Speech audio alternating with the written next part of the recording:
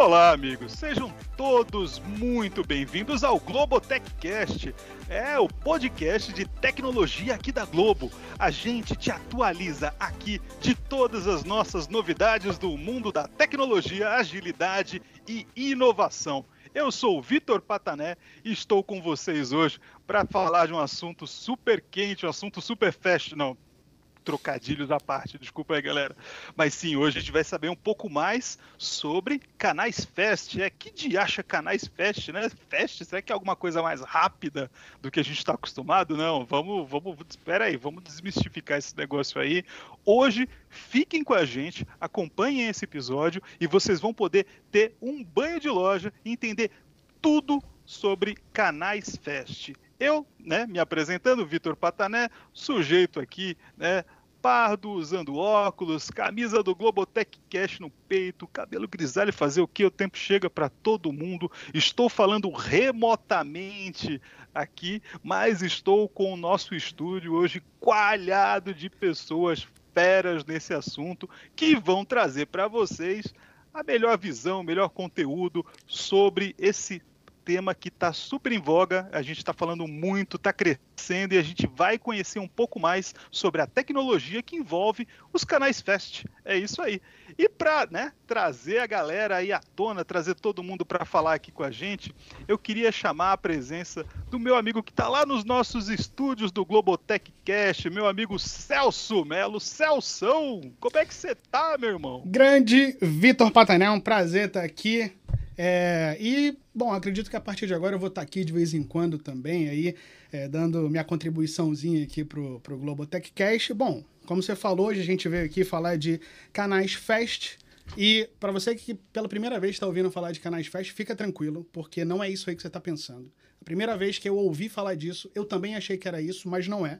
Mas hoje a gente trouxe um timão aqui para poder falar sobre isso. Mas antes, acho que vale muito a pena a gente se apresentar.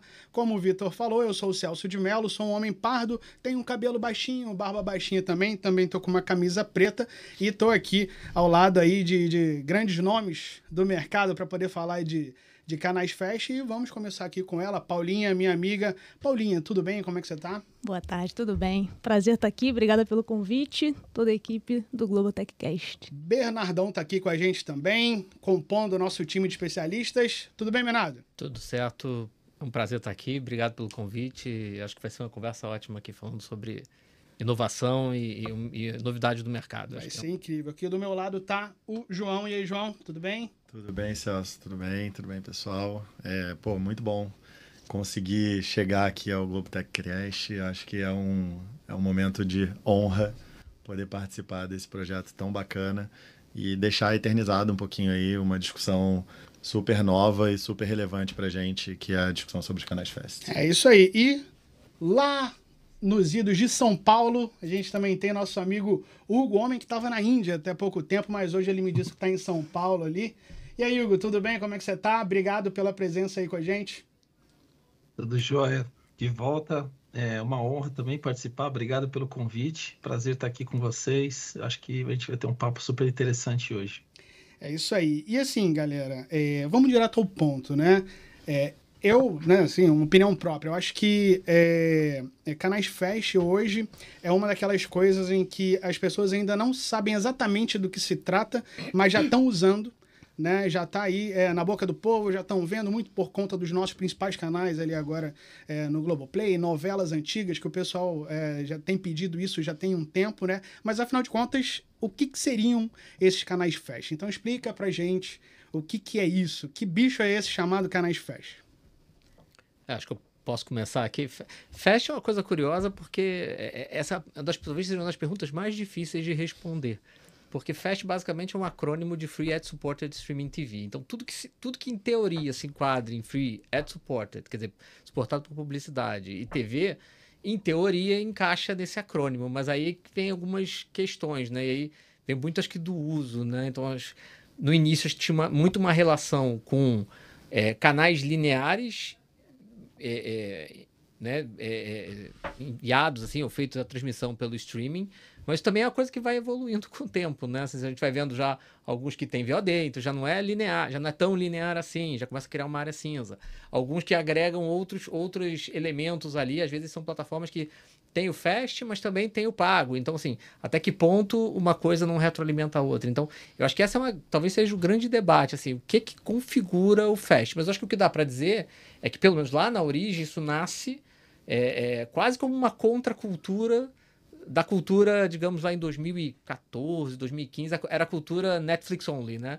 2014, se a gente voltar um pouquinho no tempo, lá para 2014, quase todos os eventos eram baseados, que o futuro era VOD, que o futuro era um modelo por assinatura, né, digital, né? Então, essa era um pouco a lógica.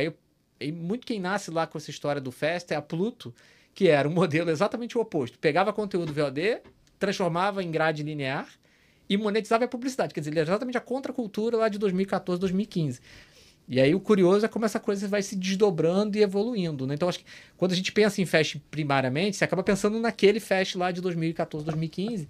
E hoje acho que você vai para um caminho que tem transmissão ao vivo, que é uma coisa que lá atrás era só linearização de conteúdo sob demanda pequenininho. Os conteúdos vão ficando mais profissionais, tem conteúdo original. Então, acho que o Fast mesmo, assim... Por que a pergunta é difícil? Porque claramente é um modelo e um produto, uma mecânica que está em franca evolução. Seja do ponto de vista de negócio, seja do ponto de vista de oferta e proposta de valor. Mas se a gente pudesse resumir, diria que se a gente pensar em monetização, ou seja, o quanto de dinheiro entra quando se tem uma plataforma Fast ou se oferece canais Fast, para o usuário o impacto é zero.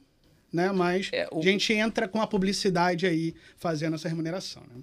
O mais comum, digamos, o modelo mais comum que a gente vai encontrar, que provavelmente, como você falou, as pessoas às vezes não conhecem, mas já consumiram. Você pegar uma Pluto, por exemplo, o modelo mais comum vai ser um consumo linear, uma grade de programação através de canais normalmente lineares, né? E com monetização por publicidade, onde o consumidor tende a não precisar pagar absolutamente nada para ter acesso àquilo, além, obviamente, de uma conexão de internet. Sim. E o dispositivo, que aí, no caso da Pluto, pode ser virtualmente qualquer um, mas em outros casos é a TV conectada de uma determinada marca e tal. Mas esse é o modelo, digamos, é o coração, porque ele é o modelo principal. Mas é como eu disse, isso vai... Aos poucos a gente vai enxergando, cada um vai procurando e tentando esticar um pouco mais a corda na direção de modelos que vão agregando outras revenue streams, outras maneiras de conseguir capturar o consumidor e manter ele lá dentro da plataforma. E aí a gente pensando que recentemente nós lançamos importantes canais Fast, né, de novelas, de conteúdo infantil, já tínhamos ali receita e esporte, né, acho que tem ficado cada vez mais consolidado pra gente e, como eu falei, eu acho que vai cair e tem caído no gosto popular muito rápido. Então já deu pra ver, o Patané, que o bicho tem crescido muito rápido, né? Tem, cara. Esse negócio tá tomando uma proporção, né, que, nossa, eu ligo, parece que cada vez que eu ligo a TV para dar uma scrollada, né, na minha TV, que eu não vou fazer propaganda aqui, tá? Mas cada vez que eu entro lá e scrollo o menuzinho, parece que tem mais canais, o negócio tá crescendo, sendo um vapor, absurdo. Tá tendo cada vez mais iniciativas, percebo, né, que tem muito mais iniciativas nesse sentido, né, então tá aumentando o canal. E eu não sei, cara, o céu é o limite para isso. Eu não vejo hoje, de verdade, um limite. Eu acho que a gente está em pleno crescimento, né? E não sei se tem algum fator limitante para isso. Aliás, é uma boa pergunta, né, de trazer aqui para a galera. Vocês veem algum limite para isso? Porque só faz crescer, só faz aumentar. A gente tem cada vez mais, né, serviços de canais Fast. Mas isso tem um teto? Como é que é, na impressão de vocês aí? Como é que vai esse negócio? Ô, cara, vai embora. Até explodir, não tem problema. Eu tenho uma opinião polêmica. Água demais mata a planta, né? Então, acho que ao mesmo tempo que é um jogo de escala na questão de que a gente está em franco crescimento, a gente vê a maior parte das estratégias sendo estratégias efetivamente de expansão, principalmente aqui no Brasil, né? Que ainda não tem tantos canais assim. Mas se a gente pensar que se a gente lançar muitos canais, começa a ser mais difícil para o usuário descobrir esses canais. Então, acho que talvez até de forma inversamente proporcional passa a existir uma dificuldade em explorar efetivamente a audiência e converter essa audiência, porque você passa a ter que lidar com como é que você é descoberto, em que plataforma esse cara vai te consumir, como ele vai te consumir. Então, acho que não existe ainda um número ótimo Mas a gente tem sempre que lidar com esse trade-off no meio do caminho. E aí eu tô pensando aqui, né, baseado no que a Paulinha falou. Canais Fast me parece ter ali toda uma questão de ser nichado de alguma maneira, já que a gente está tratando de temas específicos em cada um desses canais. Seja só esporte, seja só receitas. Esse aspecto impacta nesse crescimento em larga escala, digamos assim? Impacta, e aí corroborando um pouco com a Paulinha, primeiro, acho que mesmo no mercado americano, que talvez não, certamente é o mercado talvez o único mercado maduro realmente de fashion no mundo, essa discussão é uma discussão muito comum da quantidade de canais, porque eles lá, salvo engano, já estão chegando perto dos 2.000 canais únicos, porque o céu é o limite. Qual é o limite? Bom, no caso do mercado americano, está perto ali de... Alguns dizem 1.500 canais, outros falam 2.000, mas... De qualquer forma, a gente chegar em 1499, tá tranquilo. De qualquer forma, a quantidade é grande. E aí, uma discussão que acontece muito, pelo menos a gente escuta muito dos operadores, dos agregadores de canais de fast, principalmente para o mercado americano, é que, em teoria, vai ficando mais difícil você lançar novos. Seja porque é difícil para o consumidor encontrá-los, e seja porque a própria plataforma, o agregador, começa também a selecionar aqueles que, na lógica custo-benefício, também trazem mais valor para ela programadora, ou para ela operadora, né, ali, agregadora de canais. Então, um caso sintomático disso se você voltar para essa história do Fast lá de 2015, você tinha muito o canal do gatinho, era basicamente você pegar o que tinha de buzz no YouTube e linearizar. Você vai vendo esses conteúdos mais curtos, esses conteúdos mais específicos assim, de internet mesmo, mais curtinhos e tal, cada vez mais restritos. Você entra, por exemplo, se a gente entra nas nossas televisões que tem essas ofertas, você vai cada vez percebendo menos desses e mais de conteúdos, digamos, mais, usando aqui, profissionais, ainda que sejam de acervo. Com uma cara de TV, né? Com uma cara de televisão. Então, ele vai ficando cada vez com mais cara de canal. Então, acho que esse é um ponto. E aí, acho que tem uma discussão muito grande de qual é o número ótimo, porque certamente existe, seja para a descoberta do consumidor, seja até para a operação das plataformas, né? Então, para o mercado americano, a gente já via algumas agregadoras chegando a 500, 600, saiu até uma notícia de Google TV entrando com 800 canais, e o que você mais escuta no mercado, nessas feiras e tal, é que, olha, para o mercado americano, esse número tende a diminuir um pouquinho, tem um número ótimo ali mais baixo, e aí dá para você guardar alguma relação, sei lá, por exemplo, com Pay TV, né? A Pay TV, em um dado momento no mercado, principalmente no mercado americano, tinha também algumas centenas de canais disponíveis.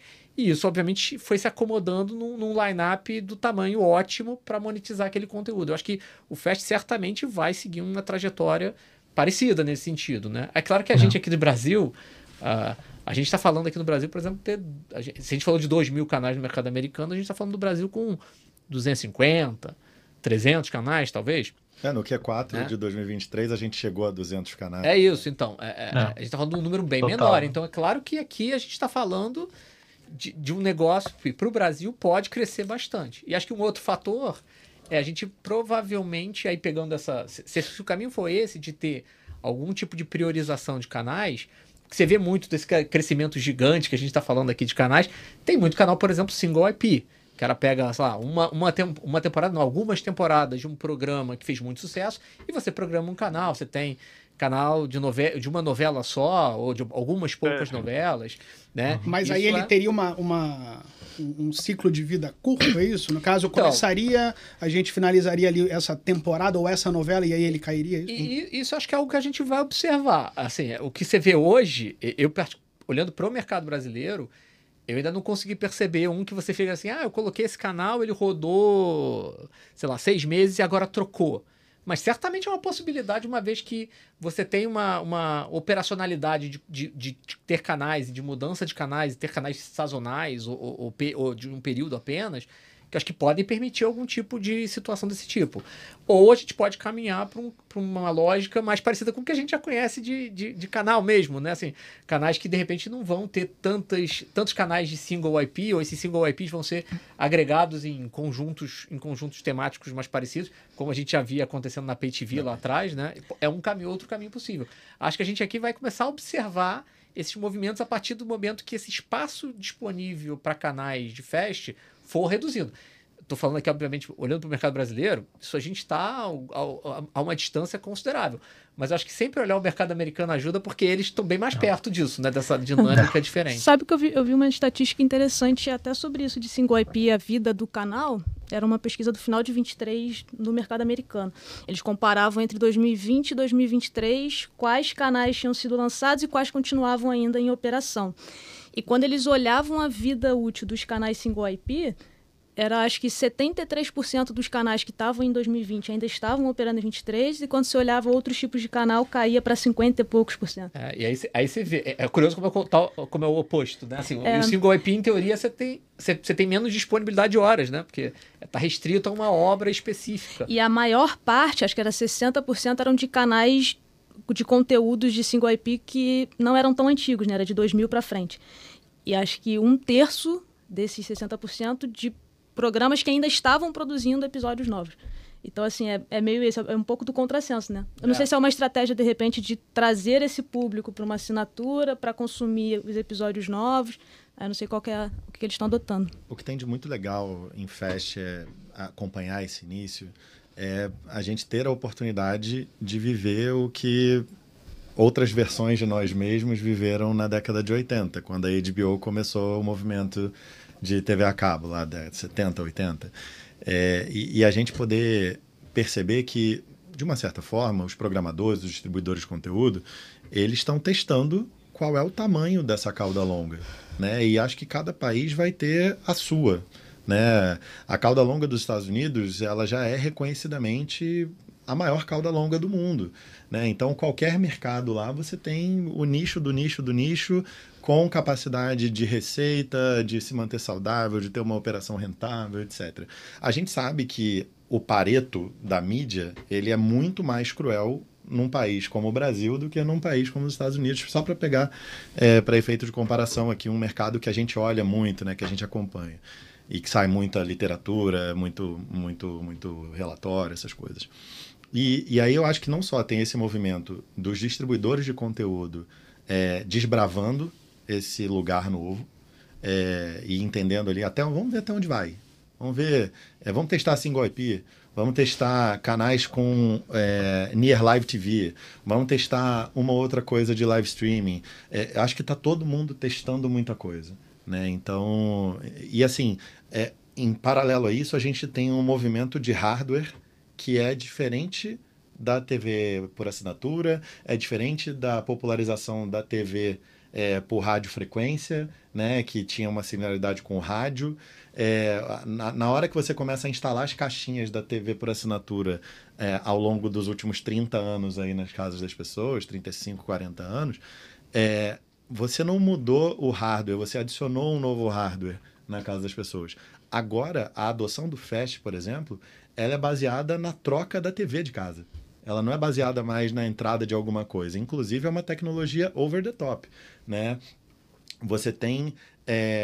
os canais, eles não precisam de uma operação dedicada só para eles, como um bundling de canais. Você tem ali, por exemplo, no caso da Samsung, né? Você tem a Samsung fazendo a operação. No caso de Pluto, você tem uma aplicação que roda com uma série de canais. No caso do Globoplay, a gente tem uma plataforma com diversos modelos de distribuição diferentes, oferecendo também canais Fast, né? Então, eu acho que é um momento de exploração que a gente vai ter muito mais observação e dúvidas do que coisas para a gente cravar aqui que tem um limite. Sempre vai ter um limite. Não necessariamente porque esse limite existe, mas porque vai ter uma hora que vai mudar de fase o jogo e que o jogo não vai mais ser da expansão da cauda longa.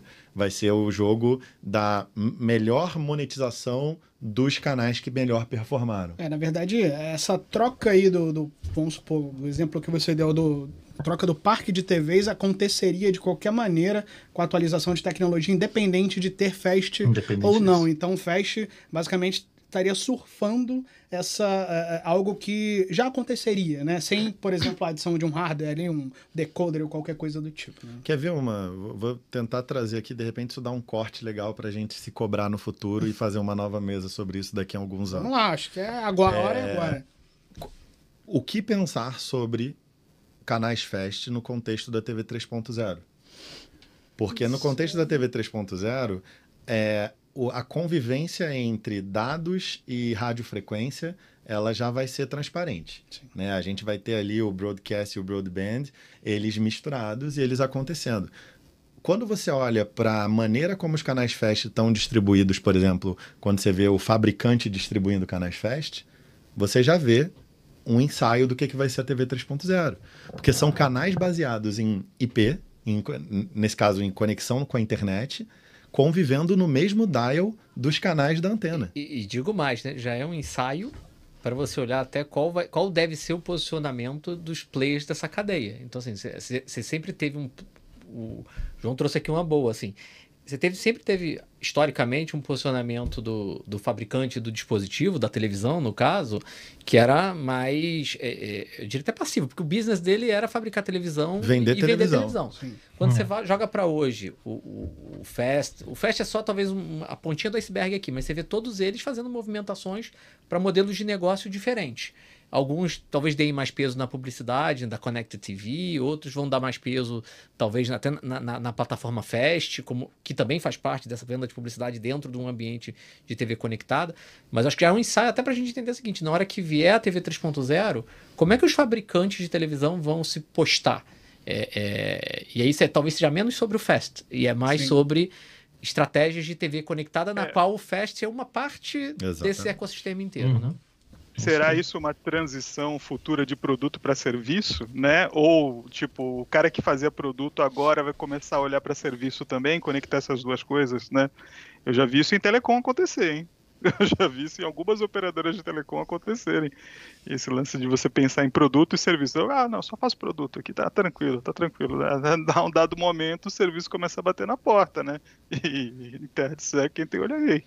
E eu acho que essa passividade de não um simples, né? Mas essa passividade de um fabricante de hardware não vai ser mais uma opção, né? Eu acho que ele vai ser obrigado a estar dentro do negócio sempre. O negócio dele deixa de ser hardware, né? Você olha o Shapiro, né? Que é um cara super bem respeitado nesse mercado, né? Ele colocou ali nos últimos congressos que eu participei, ele trouxe um dado que o mercado de Fast, né, no mundo, ele compara todos os países do mundo, e ele coloca o Brasil sempre como o terceiro maior mercado de Fast do planeta, atrás só da Inglaterra e do Canadá. Óbvio, Estados Unidos é o mercado mais maduro, tem menos a crescer do que esses mercados, mas ele diz que o Brasil, até 2028, chega a 272% de crescimento em relação ao que é hoje.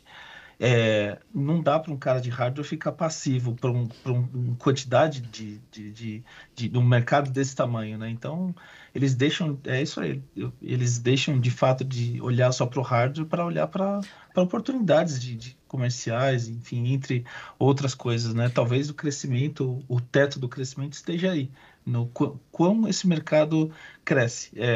Os anunciantes, eles são os mesmos, o dinheiro que eles têm reservado para fazer as publicidades deles são as mesmas, ele só tem que decidir onde ele coloca. Ele coloca mais no Fast, ele coloca mais no mercado tradicional, o que traz mais retorno para ele, né? E aí, eu acho que nesse ponto, talvez se esse mercado de hardware se movimentar direitinho, eles conseguem se posicionar melhor. Hoje, eu entendo que eles estão mais rapidamente, eles conseguem se posicionar mais rapidamente nesse mercado, né? Então, assim, entendendo, né, cada ponto desse, né, seja do ponto de vista de tecnologia ou até mesmo de conteúdo, em relação ao que mais podemos ter de oferta de conteúdo, o que a gente espera ver, né, no curto prazo, né, ainda dentro de 2024, se fosse o caso, e para os próximos anos dentro desse contexto. É um panorama positivo que a gente tem em relação ao Fast no Brasil? Eu acho que é um panorama positivo.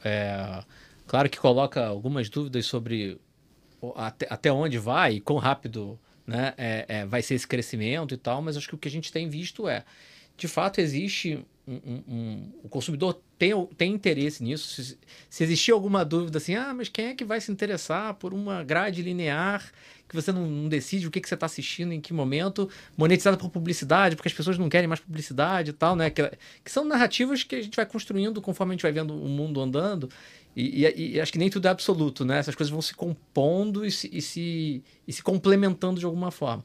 Então a gente vê um crescimento que existe. Acho que o mercado aí o João provavelmente está muito mais tem muitas ferramentas muito mais preparado para falar disso, mas acho que quando você olha para o mercado publicitário, a gente tem muito a amadurecer ainda. É um mercado que, assim, ele vai ter que evoluir, ele vai ter que acelerar essa evolução para a gente começar a ver uma transição maior de modelo, mas eu acho que o panorama é positivo, assim, a gente vê crescimento de canais, a gente vê um crescimento de consumo que parece ser sustentável, e acho que assim, a próxima fronteira desse negócio é como é que você transforma esse consumo, né? Você construiu o lugar e as pessoas vieram, agora como é que você transforma isso num modelo de negócio viável e sustentável para crescimento, né? Eu fico pensando assim, anos atrás, né, quando teve o boom do streaming, foi muito falado aquela coisa de, olha, agora eu vou me livrar dos anúncios, né? Eu simplesmente tenho que pagar uma assinatura, me livro dos anúncios, além de poder ver o conteúdo que eu quero, a hora que eu quero. Né? Hoje a gente vê que a proposta de canais Fast é um pouco diferente disso, já que a gente tem ali uma grade, né, com conteúdo esse patrocinado ali por anunciantes, ou seja, não existe um custo para esse usuário. E a gente vê os usuários gostando dessa ideia, né? Ou seja, eles estão dispostos a ver um anúncio, não ter que pagar pelo conteúdo, né, e poder se entreter, ou de repente lazer vendo um esporte, alguma coisa do tipo. Isso dá isso explica ali pra gente alguma coisa do ponto de vista socioeconômico, de repente, a gente vê assim, olha, esse usuário está preferindo ver um anúncio e não gastar um dinheiro em mais uma assinatura de streaming, né? Eu acho que... será que isso daí dá algum termômetro pra gente? Cara, a análise socioeconômica ela sempre vai explicar algumas coisas, mas eu acho que ela cria uns vieses de confirmação que são perigosos. Eu sempre prefiro acreditar que quem está na tentativa e erro é a indústria. Por exemplo, vou pegar por partes do que você falou. Quando a gente vê um movimento de mercado do adblock, né, você pagando para não assistir uma publicidade ou não ser impactado ou interrompido por uma publicidade. O mercado, ele apostou ali e ele viu qual era a elasticidade desse mercado, qual era a capacidade de absorção, quanto de dinheiro tinha ali. E aí, no momento em que você chega no fim da elasticidade dessa oferta de mercado, naturalmente você vai voltar alguns passos para testar outra oferta para o mercado, né? Então, eu não tenho certeza se é o público dizendo que eu topo continuar vendo publicidade e não pagar. Eu acho que esse público nunca topou pagar. E a gente testou a elasticidade e a capacidade de absorção de quem tinha para pagar. Todo mundo que estava para pagar, está pagando. Ainda mais um público digamos, quase que nativo digital, né? Se você parar para pensar, ele foi muito bem educado desde o início do digital a não pagar. No AVOD, exatamente. A não pagar pelas coisas, né? É quase uma inversão, né? Antes pagava para não ver, agora inverteu. Não, e assim, gente, o YouTube, né, ele é uma plataforma de 2006. Para nosso susto e terror, daqui a pouco a gente vai estar recebendo estagiários que nasceram junto com o YouTube, né? Agora você me causou um certo pavor. Agora, a partir do ano que vem já começa. Esse ano já começam a chegar os primeiros estagiários que não viveram num mundo sem o YouTube.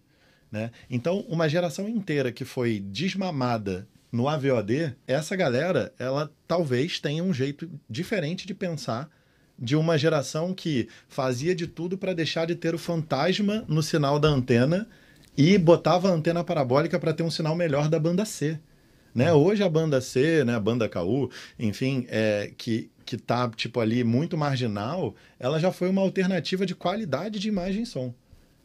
Então, a gente não tem nem como a gente dimensionar o que é uma geração que está entrando no mercado consumidor agora de tipo quem tem dinheiro para tomar decisão de compra, que nasceu num mundo que nem sabe o que é um mundo sem o YouTube, um mundo sem internet de alta velocidade e um mundo sem touch. Porque, vamos lá, vamos combinar que o primeiro grande marco do touch é o iPhone. A gente pode combinar que é um grande marco do touch, né? O iPhone é de 2007. Exato. Então, essa galera que vai começar a estagiar aqui com a gente agora, que está começando a entrar nesse mercado, que está ficando maior de idade, é uma galera que não sabe mais o que é... Não viveu no mundo sem o touch, não viveu no mundo sem a conexão de alta velocidade e não viveu no mundo sem o AVOD. Né? E aí, cara, é muito difícil. Por isso que eu acho que o socioeconômico ele explica uma parte, mas na verdade é teste de elasticidade, né? E quando você chega ali no final da elasticidade, você volta para um outro modelo, você explora um outro modelo. E para mim, o que está acontecendo com canais Fast é mais uma vez a gente indo explorar o caminho de um novo modelo. Só trazendo um pouco já para o aspecto de negócios, o que sempre deixa a gente curioso, ressabiado e tentando adivinhar um pouquinho o melhor passo para dar, até que ponto a gente está queimando dinheiro para trocar dinheiro, né? Porque é o seguinte, cada canal Fast que Bernardo botar para mim, para a gente começar a vender, ele me apresenta uma oportunidade e um risco. A oportunidade eu posso trazer novos anunciantes, eu posso recuperar anunciantes que saíram de alguma das minhas ofertas de publicidade, ou eu posso introduzir anunciantes que achavam que a TV não era para ele. Essa é a oportunidade. O risco anunciantes que já tinham um investimento comigo, de redirecionarem esse investimento para aquela minha nova oferta, não trazer um centavo a mais, e esse cara, na verdade, só me gerar overhead, me gerar custo de operação, sem me trazer dinheiro nenhum novo. Que no final das contas seria, num exemplo esdrúxulo, uma marca que bota, por exemplo, uma quantidade grande de dinheiro na TV aberta, ela simplesmente migrar para a nossa oferta de Fast, sendo que a TV aberta continua lá, perdeu o dinheiro dele, o Fast é um dinheiro de custo de operação a mais que eu estou tendo para manter o mesmo dinheiro. Sim. Né? Então, acho preferível manter ele na TV aberta, né? Não tem o preferível, mas tipo... O equilíbrio é muito delicado. E a reflexão do João é importante, porque a gente também tem que tentar entender até que ponto a gente consegue... Assim, tudo bem que você sempre tem a opção de acelerar ou frear uma mudança desse tipo. Mas geralmente essas mudanças estão atreladas a coisas muito maiores do que... Muito mais estruturais, né? Pra internet, né? A gente falando da geração... dos novos estagiários da geração YouTube, né? São mudanças que nem sempre... Assim, você tem que estar... É quase como no mindset digital, você está experimentando e se organizando para ter aquela opção real de poder se movimentar na hora que você precisar. Mas talvez nem sempre você tenha a opção de frear o movimento, né? É isso. E eu tenho a impressão do seguinte, é importante você estar se posicionando e experimentando, muito porque, assim, talvez contrário ao que eventualmente a gente sempre pensa, porque a gente sempre acha que a próxima coisa ela vem para destruir as anteriores. E, na verdade, quando você vai vendo, é claro que não é necessariamente, o que vem de novo agrega valor em cima do que tinha. A gente vê muitas vezes destruição de valor mesmo numa indústria, né?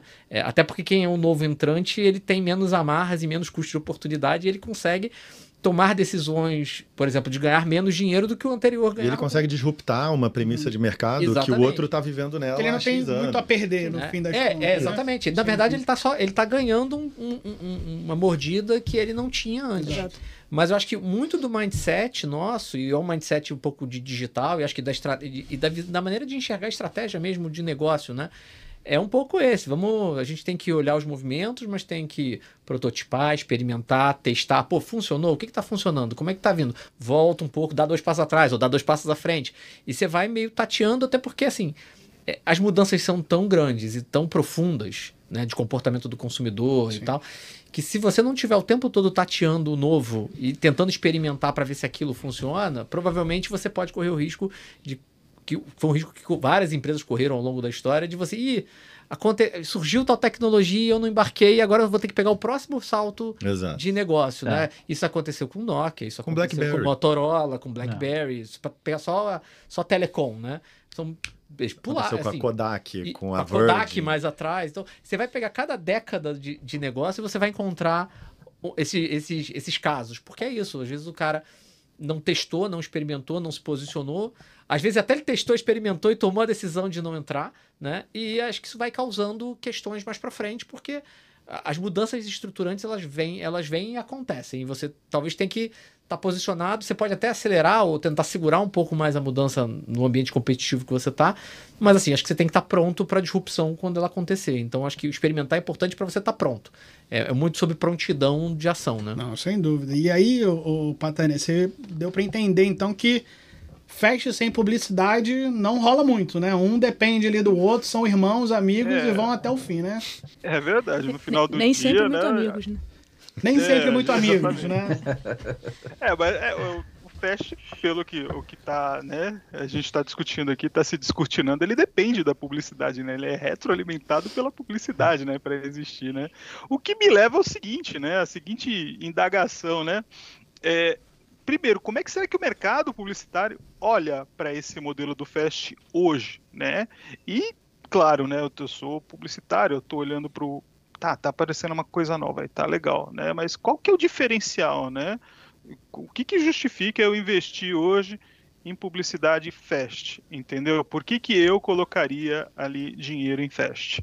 Né? Alguém consegue me dar uma visão disso? Porque eu, como publicitário aqui, fiquei curioso para saber por que eu ponho dinheiro em Fast. Essa é uma discussão diária ali em NIP, né? Na área de negócios integrados em publicidade, porque nós embarcamos de cabeça com tecnologia no momento em que surgiu a oportunidade de iniciar a nossa distribuição de conteúdo Fast. E o que eu tenho visto é realmente assim, Fast é uma inovação, né? Não digo necessariamente que é uma disrupção ou que é uma inovação que vai redefinir a indústria, não é isso. É uma inovação provavelmente complementar, né? E como toda inovação, você vai ter um primeiro momento em que uma parte do mercado vai querer experimentar enquanto tem bastante espaço. Você vai ter uma parte do mercado que vai querer ver essa galera experimentando para ver o que faz. E você vai ter uma galera que vai falar assim, não vou entrar nessa aí não, que esse é o novo 3D. Lembram das televisões 3D? Tadinho de quem ainda tem uma dessa em casa, né? E aí sempre é isso, é sempre o novo 3D. Né? Que não, deixa isso aí é uma marolinha, daqui a pouco vai embora e a gente continua aqui no nosso core business. O que a gente tem visto é exatamente isso dentro da carteira de anunciantes da Globo. Os nossos parceiros de publicidade, eles estão curiosos para saber o que a gente tem para dizer sobre Fast. Acredito que eles estejam mais curiosos do que, de verdade, querendo botar um dinheiro ali, querendo disputar um espaço. Por quê? Porque o Fast tem uma natureza de abundância. Porque, especificamente, a estratégia que a gente, na Globo, adotou e que ela tem muito a ver com a estratégia, por exemplo, dos nossos amigos ali de Pluto TV, que é uma estratégia baseada em conteúdo de acervo, né? Ela não é uma estratégia baseada em produção de conteúdo novo. Ela é uma estratégia baseada em conteúdo de acervo. Acervo não falta por aqui, né? E é isso, acervo não vai faltar para a gente, e no mercado que licencia conteúdo, também não falta, né? Então, acho que o mercado está observando. Eu vejo uma grande oportunidade. Hoje, Bernardo e o time dele, cada vez que eles trazem para a gente uma informação nova, e inclusive isso motivou a gente a ter uma cadência semanal sobre Fast, toda semana a gente se debruça sobre os números de Fast, tenta entender alguma coisa sobre o que está acontecendo no dashboard, a gente tenta discutir alguma coisa diferente sobre o que está acontecendo, e a gente provoca a Samsung, tenta entender o que a Pluto está fazendo, tenta entender como é que a gente pode posicionar melhor dentro do Globoplay, sem competir pela atenção de uma forma que não seja benéfica para a plataforma e tal. E o que a gente percebe é que toda vez que o time do B traz para a gente uma informação nova, a gente, agora olhando pelo ponto de vista de negócios, a gente tem uma razão nova para mandar um WhatsApp ou ligar para um anunciante nosso e marcar um papo, que não necessariamente vai ser para vender Fast, mas que vai ser para conversar sobre Fast, entender que a Globo está posicionada no que tem de mais vanguardista no portfólio de publicidade, entender que a gente está trabalhando para conhecer isso como ninguém, para poder ter uma oferta de publicidade que seja aderente a toda a jornada de publicidade da Globo, dos canais Globo, da família G, né?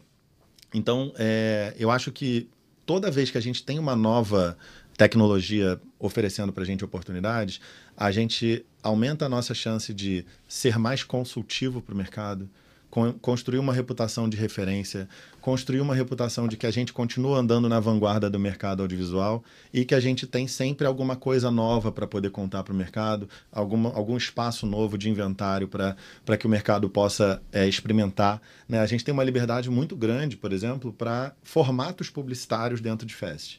Né? A gente não está preso naquela coisa do 30 segundos, 15 segundos, 60 segundos. A gente pode botar programetes entre os programas, a gente pode inserir publicidade dentro do conteúdo. A gente tem outras maneiras de explorar aquilo ali. Quais delas vão ter uma relação razoável entre custo de produção e a margem? Aí é uma discussão do dia a dia. Mas assim, acima de tudo, eu acho que estar dentro do Fest hoje e crescendo junto com o Fest, porque a gente também começou ali com GE e Receitas.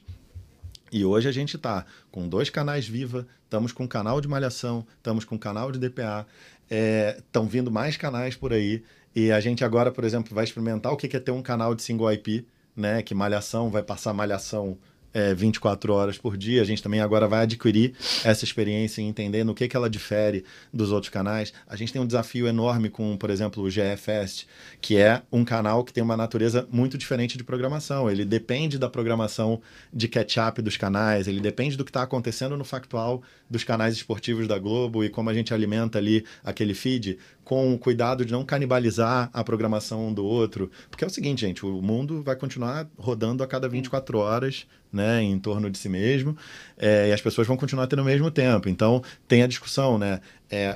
Tem uma parte da gente aqui que está trabalhando pelo share de atenção e tem uma parte que está trabalhando pelo share do dinheiro do bolo publicitário.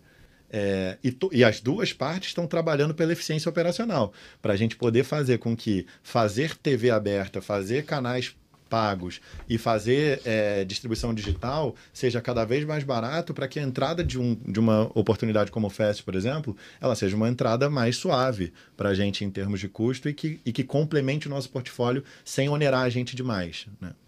Eu só complementaria o João, porque eu acho que assim, ainda tem fatores, obviamente, específicos do Fest, né? Se for olhar do ponto de vista de atratividade, tem toda a característica de inovação, claro, né? E acho que ajuda a narrativa comercial da Globo como um todo, mas tem até fatores próprios dele. Se a gente for olhar, poxa, são canais, um tipo de consumo mais passivo, por um lado, mas por outro, ele é majoritariamente, assim, mas de muito longe, aquele conteúdo de tela grande, que acho que ajuda na narrativa comercial.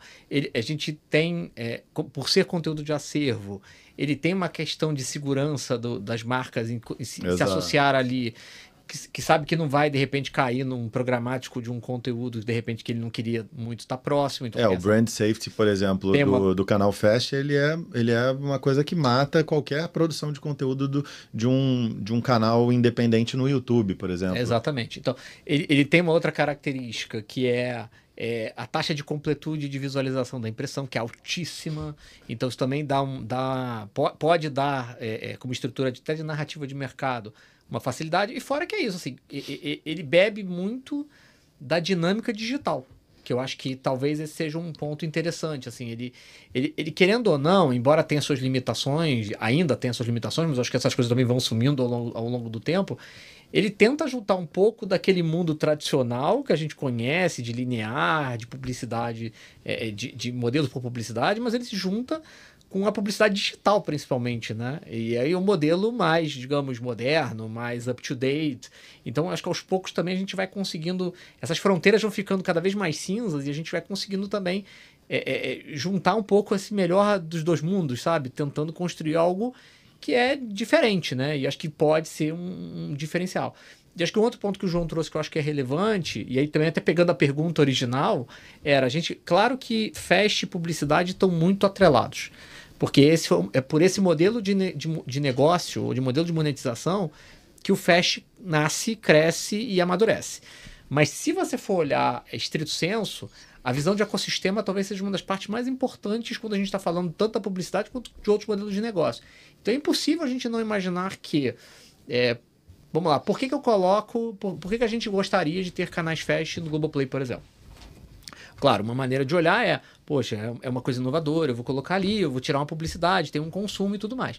Mas se você for olhar, tem outros mecanismos que isso pode ajudar também muito, né? Pegar um exemplo, poxa, de repente eu consigo fazer alguma coisa ali, boto a novela no Viva 70, faço que tá passando, sei lá, 2, 3 capítulos por dia.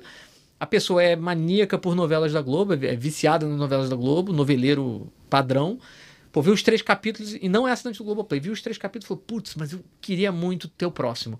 A gente faz o call to action, pô, vai pro Globoplay, assina o Globoplay, vai assistir, a novela tá toda lá, né? Então, eu acho que essa visão de ecossistema de negócio e de produtos, onde a gente faz a jornada do consumidor, a gente retroalimenta essa jornada do consumidor de um lado pro outro e vai guiando ele, é uma outra maneira de encarar o negócio. E aí talvez isso tenha menos relação... Assim, a publicidade é muito importante, mas tenha menos relação só com a publicidade. A gente também vai ter que encontrar os mecanismos nos quais a gente pega essa jornada do consumidor e vai levando ele dentro dos nossos produtos também, conforme a gente entende que faça sentido. Faz sentido, sei lá, o cara está consumindo um conteúdo linear no Receitas Fest. Putz, eu jogo no receitas.com, porque ali tem de fato a receita que ele está querendo fazer está ali, né? Isso são poucos exemplos, mas esse é um exercício de ecossistema que claramente a gente tem que exercitar bastante para poder encontrar também os outros caminhos aí, talvez não de monetização direta, mas eu diria quase que de monetização indireta que você vai criando a partir disso, né? Acho que Só pegando um gancho no que você falou sobre atratividade, a gente falou sobre acervo também, No lançamento ali de Malhação Fest, eu estava acompanhando, e é muito difícil você estar na posição de usuário e tirar totalmente o chapéuzinho de alguém que faz parte da indústria, né? Então, quando lançou o canal, eu fiquei pensando assim, o que justifica a escolha desse tipo de conteúdo? O Malhação Fest, ou de repente um canal como o DPA Fest, que é conteúdo infantil, como que... isso é visto ali pelo mercado publicitário a ponto de falar assim, não, vale a pena eu colocar o meu anúncio especificamente no Malhação Fest, por exemplo, né? Eu fiquei pensando assim, como que o conteúdo especificamente se correlaciona com essa atratividade que pode ter ou não do anunciante ali. Como que a curadoria disso é influenciada? É opinião externa? O usuário, o espectador ajuda nessa escolha? Vocês observam o que está acontecendo aí em comentários, redes sociais ou algo do tipo para a escolha específica desses conteúdos que então, estão ali na plataforma? Aí acho que a gente pode dividir em duas partes. Talvez o jogo consiga ajudar numa delas, que tem obviamente, e essas coisas são correlacionadas, tem a escolha do conteúdo, né, de qual canal a gente vai lançar, e isso obviamente tem que estar atrelado a uma lógica de negócio. Quer dizer, a gente deveria estar pensando em lançar aqueles conteúdos que a gente entende que vão ter esse punch de engajamento para gerar consumo, gerar inventário e que tenham também ressonância no mercado publicitário de alguma forma para trazer, para transformar esse consumo, esse inventário em vendas, né? Quando a gente está falando da seleção do canal, assim, olhando um pouco mais do aspecto, digamos, olhando para o conteúdo, né? Tem muito dessa visão de ecossistema. A Globo tem essa característica, né? A gente tem muitos produtos diferentes com modelos de negociação, modelos de negócio muito diferentes entre si e que tem uma interdependência entre eles. Então, toda vez que a gente está olhando um canal novo, um potencial canal novo, a gente tem que olhar algumas características. Uma a gente acha que isso aqui vai trazer consumo? É uma pergunta importante. Porque quanto mais consumo trouxer, mais impressões, mais espaço para vender a gente vai ter. Tem também uma outra característica que ele me traz esse potencial de consumo, mas o quanto isso aqui, de alguma maneira, trabalha em conjunto com outros ecossistemas. Então, por exemplo, vou dar um exemplo aqui, né? Se a gente começa a ter, fazer a transmissão vou pegar uma coisa bem, né? A transmissão de Copa do Mundo ao mesmo tempo do Sport TV, claramente são dois modelos que vão estar em conflito de alguma forma. Então você tem que calibrar isso, que modelo que eu vou, com que curva de monetização que eu quero aqui, né? Por onde que eu começo, onde é que é a cauda, onde é que está o início e calibrar muito isso. E isso aqui a gente tem que fazer muito porque o ecossistema da Globo graças a Deus, é muito vasto e está amplamente distribuído. Acho que também tem isso. Tem um outro fator que até nível de prontidão mesmo, né? A gente tem N questões de direitos, de conteúdos que estão disponíveis, não estão disponíveis, estão em acervo, não estão em acervo, né? Podem ser programados, não podem ser programados. Então tem um pouco de prontidão e até capacidade. E acho que também, e aí por último, mas certamente não é menos importante, é essa capacidade de, putz, tudo isso aqui, se eu fizer e der certo, a gente consegue monetizar no mercado publicitário? Ou isso aqui, melhor do que isso até, isso aqui responde a algum desafio estratégico que eu tenha, seja ele de publicidade, seja ele em outra dimensão, né? E aí eu acho que é esse exercício que a gente tem que fazer para tudo que vier de novo. Até agora, eu acho que tem uma característica importante que é esse modelo mental de experimentação, prototipagem e testar, ele permitiu que a gente fosse fazendo alguns testes específicos. Então o João até citou, poxa, por que eu faço uma malhação ou por que eu faço um DPA? A gente tinha muita curiosidade de um modelo single IP. A gente queria entender qual era o potencial de um modelo single IP, que é um modelo diferente de um modelo de um canal tradicional, tipo como o Receitas, você pode comparar, que é um pouco mais tradicional, múltiplos IPs programados e tal. Então assim, a gente tinha um pouco A gente queria testar algumas coisas. Uma era a questão do single IP, e acho que tinha um interesse de testar um pouco a dramaturgia também. Porque a gente começou pelo GE e começou pelo Receitas, e a gente via um crescimento muito grande, principalmente de conteúdo, de canais de fast, de dramaturgia e de um consumo de dramaturgia. Eu falei, será que é a dramaturgia? O que será que é o driver? Então, quando a gente coloca um DPA, que aí tem um outro teste por trás, que é o público infantil também, né? Tem um portfólio que atenda vários públicos diferentes. Você vê, a gente vai escolhendo os testes nesse início. Acho que não dá nem mais para chamar muito de teste, né? Porque a gente começa a ter um portfólio grande, então, mas a gente foi escolhendo essas experiências, essas prototipagens muito sabendo assim, putz, eu queria testar o single IP, eu queria testar a dramaturgia, eu queria testar o público infantil, e vendo o que carbura mais, tanto do ponto de vista do consumidor, né, olhando os dois clientes, né, o consumidor, mas também olhando a atratividade comercial, né. Entender essa balança permite aí a coexistência do Fast e com os outros modelos que hoje a gente já tem. Isso está sempre no cerne da questão, né, porque acho que o João trouxe um pouco isso, assim, no fim do dia, a gente deveria estar fazendo essas experiências para se posicionar sim, mas também porque a gente antevê que elas elas criarão e capturarão valor mais para frente. E quando a gente está falando de valor, a gente está falando de valor provavelmente adicional ao que a gente tinha. Esse é o que a gente está buscando, né? Nem sempre... Sem canibalizar, né? Então, mas nem sempre... Eu não gosto muito do canibalizar porque essas coisas, assim, às vezes, nem tá tanto na sua escolha, né? Mas eu diria o seguinte, no final do dia, a gente deveria estar fazendo experiências ou criando produtos que no final da equação vão fazer com que a Globo capture mais valor do mercado do que capturava antes. Isso pode vir com valor totalmente novo, mas às vezes vem com trocas que você vai fazendo ao longo do tempo. Então, acho que eu acho que é isso que a gente tem que estar sempre olhando, assim, como é que a gente coloca algo novo, de modo que trabalhe em conjunto e em confluência com o ecossistema de produtos que a gente tem. Buscando, de preferência, óbvio, o que é o Nirvana aqui, né? Eu quero algo que não destrua nada de valor dos outros e construa um valor novo. Exato. Mas a gente sabe que o mercado é muito dinâmico, então essas coisas a gente vai acomodando e tentando entender até que ponto tá capturando esse valor, até que ponto tá... A utopia existe, né? Que a tem que gente ser liberal, né? A gente vira sempre na utopia. Ela é a meta, né? Mas, Bernardo, você acha que são públicos diferentes? O público que assiste canais fast é um canal que pagaria Globoplay, por exemplo? Você acha que ou são públicos diferentes? Eu acho que tem as duas, tem público igual e tem público diferente. Pegando até o paradigma americano, né? Tentando fazer alguma lógica, né? Você vê, obviamente, o movimento de cord cutting americano, ele vem acontecendo há muito tempo, né? E de maneira rápida, né? Ou agora mais rápida, talvez, do que no passado. E o que você mais escuta de relato ali, e aí, óbvio que vai ter sempre uma discussão de causa e efeito, né? É que o cara faz o cord cutting... Como é que era a narrativa se a gente voltasse 2 anos no tempo? Não precisa ser muito, né? O cara tá fazendo cord cutting e tá trocando isso por serviços de streaming. Essa era o que a gente mais ouvia como lógica estratégica. Você bate o olho e você fala isso. Você bate o olho e você fala isso. Aí, o que vai começando a acontecer no mercado americano?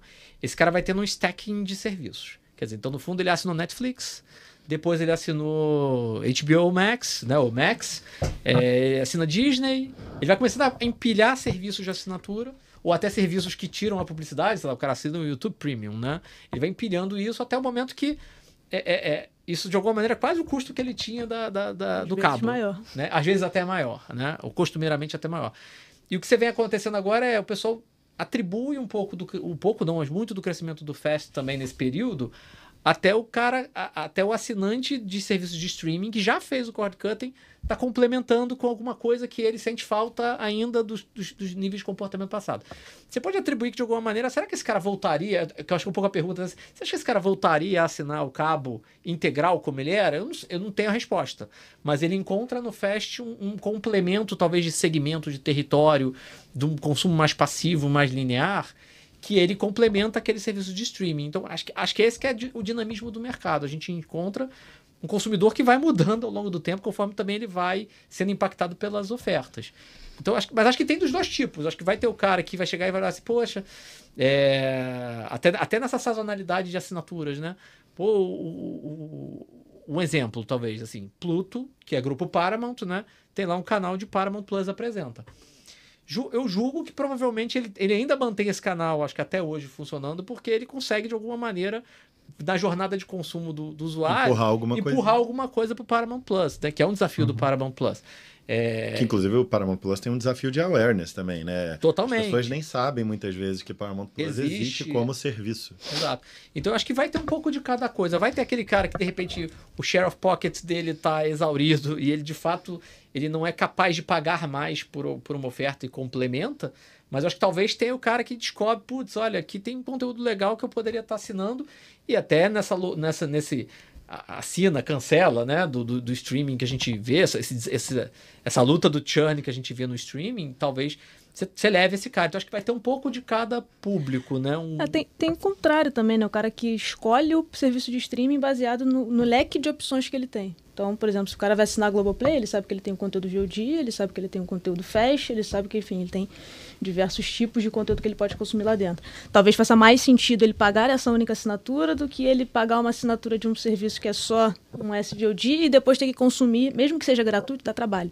Você tem que fazer uma assinatura, você tem que fazer um login, você tem que, enfim, acessar num outro lugar. Mas no evento, Paulinha, teve até uma fala do CEO da Sling, e eu achei bem interessante a maneira de enxergar, porque a gente ainda trabalha, ou sempre trabalhou, num modelo de gestão de churn, né?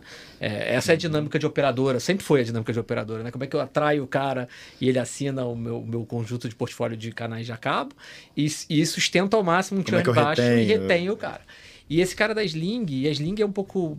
Assim, acho que também, obviamente, a estratégia de negócio dele foi mudando ao longo do tempo, mas ela entrou com essa história do VMVPD e dos conjuntos de canais a cabo mais baratos, né? No cabo pequenininho, né? Ele entrava com uma lógica que ele dizia que é o seguinte: eu estou passando de um modelo de gerir churn para gerir sazonalidade. Eu achei esse conceito interessante, porque isso para o streaming é muito verdade, né? Você pega assim, poxa, enquanto o HBO Max tem lá o Game of Thrones, tem o House of Dragon, ou enquanto o Disney está lançando aquela nova série da Marvel, ou a nova série do Star Wars, ou enquanto o Netflix está lançando a nova temporada de Stranger Things, eles estão quentes no mercado. Mas não é incomum você perceber, até pela facilidade de você assinar e cancelar, o cara, agora eu tô na HBO. Aí acabei o que eu tinha para ver ali, é quase como trocar o canal, né? Isso. Eu troco para uma outra assinatura. Essa facilidade também leva... Isso que acho que ele queria dizer com gerir sazonalidade. Porque ele sabe, olha, enquanto eu tiver aqueles flagships de conteúdo, pô, meu churn aqui certamente será baixo. No entanto, quando troca e a onda muda e vai pro próximo, o dele vai ser. Então, eu acho que tem um pouco... como você falou, como fica muito caro, as pessoas vão tendo que gerir esse bolso, né? Ao longo do tempo. Então, acho que é uma dinâmica interessante, e aí você tem um lugar gratuito onde você tem uma oferta de conteúdo, acaba também trabalhando para compor o portfólio, a carteira de produtos, serviços e ofertas de conteúdo da pessoa, né? Eu acho que a gente pode entender Fast hoje não apenas ali como uma oferta de conteúdo gratuito para esse usuário, mas uma porta de entrada para outros usuários que pensam ali hoje em assinar de fato o serviço. E aí, o Patani, eu não sei você, mas eu acho que eu consigo sair daqui e já dar workshop sobre canais Fast. Eu acho que sim, cara. Com todo o conteúdo que a gente teve aqui hoje, né? Que foi Fast por natureza, que já passou, acabou, foi rápido pra caramba, mas foi muito bom, né? com toda essa informação, eu consigo já dar uma boa explicação aqui para a galera que tiver com dúvida, né, sobre o que é Fast, como é que funciona. Dá para dar um banho de loja aí. E você, anunciante, né, que está interessado em investir em canais Fast, aqui a gente tem, viu? Aqui a gente tem oportunidade, pode vir conhecer aqui, que teu produto vai ser bem querido aqui no canal Fast, vai ser bem apresentado e você vai ter esse alcance, cara, com certeza. Globo é sucesso, né? Pô, não vou nem falar nada, mas deixa pra lá. Então vamos falar que eu tô puxando a sardinha pro patrão. Gente, o papo tá excelente, tá bom pra caramba.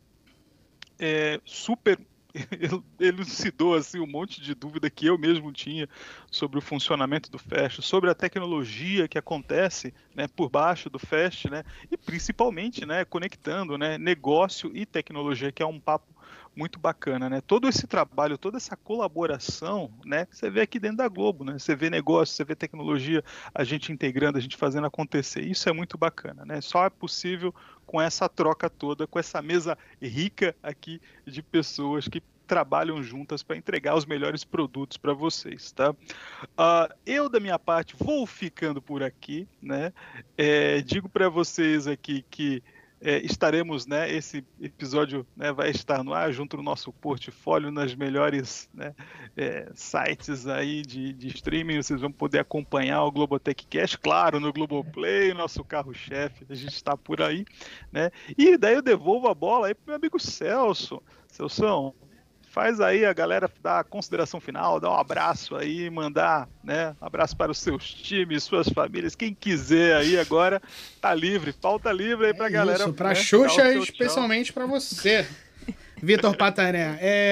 Eu acho que foi um papo incrível. Eu tenho certeza que isso daqui não chega nem perto da complexidade e da totalidade que existe quando a gente fala de canais Fast, de mercado publicitário, de plataformas de streaming. Eu acho que a gente conseguiria fazer 30 episódios desse daqui com assuntos diferentes ali, mas eu queria agradecer demais aí a participação de vocês. Eu acho que isso daqui elucida a dúvida de muita gente, inclusive muitos usuários que viram o lançamento dos primeiros canais Fast agora no Globoplay e se perguntaram o que é canal Fast, né? Então eu acho que essa daqui é essa grande introdução para esses usuários e eu abro aqui para vocês fazerem aí as considerações finais sobre o nosso papo aí. Paulinha Diniz, você é a primeira. Só agradecer, acho que foi muito rico o papo. Obrigada a todo mundo aí que participou.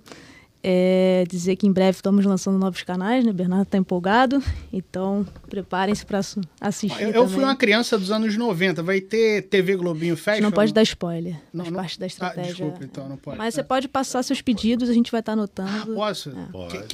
Globotech Fest. Quem resolve isso tá aqui na mesa? Os caras que resolvem isso estão na mesa. Não, beleza, já tem uma listinha ali. Então. Grande Bernardo.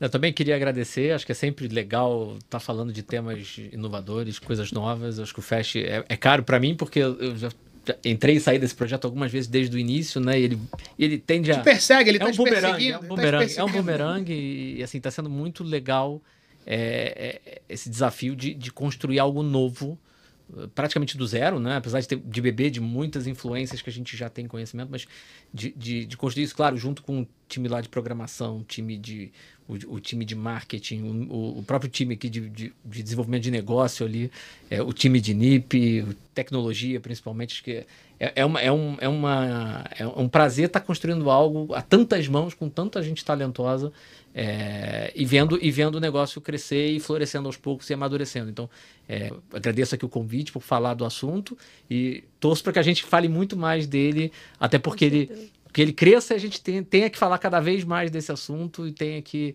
estar educando cada vez mais o mercado, os usuários, para entenderem mais do que a gente está fazendo. Motivo não vai faltar.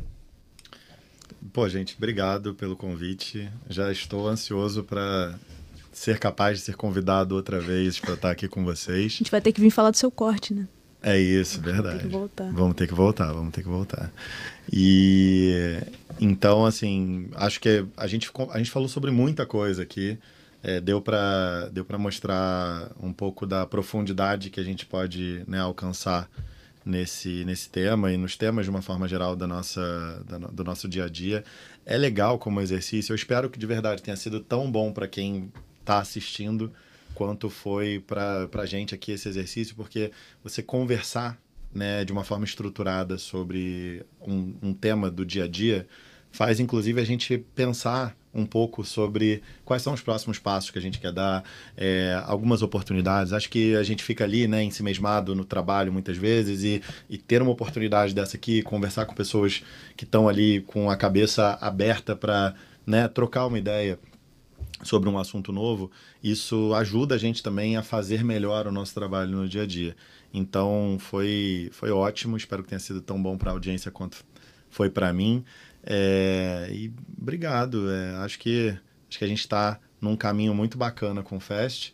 Acho que não vai ser a última corrida que a gente vai fazer num inventário novo, num jeito de distribuir conteúdo novo. Onde tiver lugar para distribuir conteúdo, a Globo sempre vai estar, né?